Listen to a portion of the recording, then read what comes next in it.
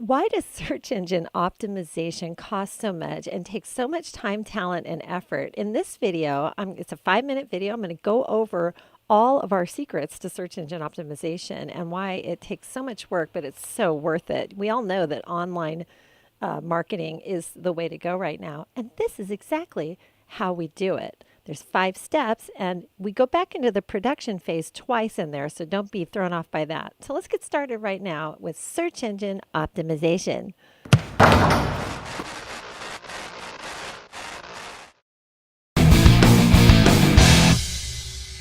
So, what is on page search engine optimization? That simply means that you've done a bunch of keyword research and you know what people are searching for and what the key phrases are that they're putting into Google. And you've made sure that your videos and your web pages all have those exact keywords in the right places for Google and YouTube to index. When we do the production phase, we build a full-blown website and a whole bunch of videos. In other words, a ton of content. And all of that research has been done, and those keywords have been inserted into every single location for the best possible results. But even with all that work, you need people outside of yourself to start liking and sharing your content. So that's what the next phase is all about. Let's check it out right now.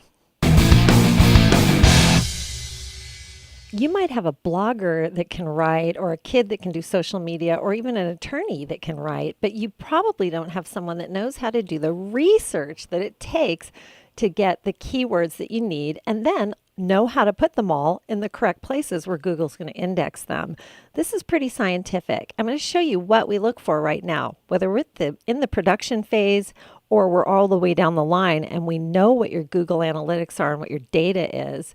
Whether we're informed that way or kind of uninformed at the beginning, first thing we're going to do is we're going to think about where are your dream clients, and we're going to start by looking for those keywords. Then we're going to look to see how many people are searching on those keywords, if anybody's there or if a lot of people are.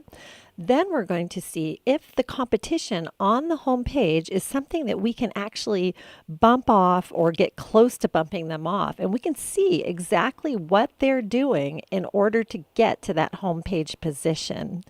Then we're going to see how many websites are actually vying for that position. This is kind of in a nutshell, but this research is very detailed and it takes quite a bit of time. Step 3 is, again, the production phase. The first thing we have to do is brainstorm your campaign based on actual research. Then we'll create articles and write up the content that we need. We're using the keywords in all the right places. Then we'll create new videos or repurpose the videos that we had. Now, I can say that quickly, but you can imagine all that writing, all that video content. It takes time, talent, and effort. It's always better to have others talking about your work and sharing what you do than you talking about your own work. On-page search engine optimization is basically you talking about yourself and sharing all your ideas. But once it gets out, that's where it starts to become very valuable to Google, and they want to give you better search results.